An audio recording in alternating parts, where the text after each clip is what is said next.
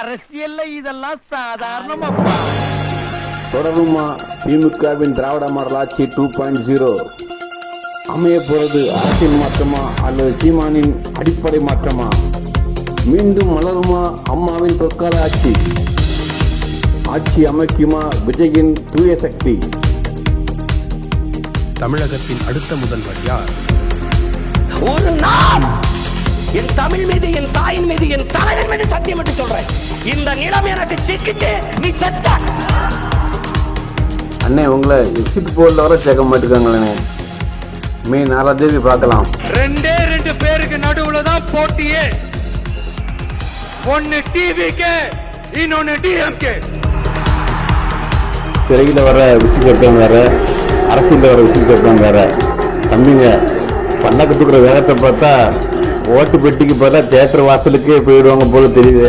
நான் இந்த நிலைக்கு உயர்ந்ததற்கு காரணம் நீங்க இருக்கின்ற மக்கள் தான். நீங்க கொடுத்த பதவி, உங்கள் வீட்டில் ஒருவனாக இருக்கின்றேன். மறந்துட்டோம்னு நினைக்கிறீங்களா? மக்கள் நினைவுதான் பெரிய எதிர்க்கட்சி ஐயா. சூப்பர் ஸ்டாரோட ஒரு பாட்டு தான் எனக்கு நினைவுக்கு வருது. என்கிட்ட மோதாதே, நான் ராஜாதி ராஜனடா. இதைத்தான் இப்ப தமிழ்நாடே பாடுது.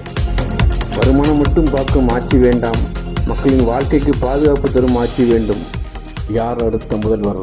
தமிழகத்தின் தலைகளத்தை தீர்மானிக்க போதும் அடுத்த முதல்வர் யார் என்பதை நாளை தெரிய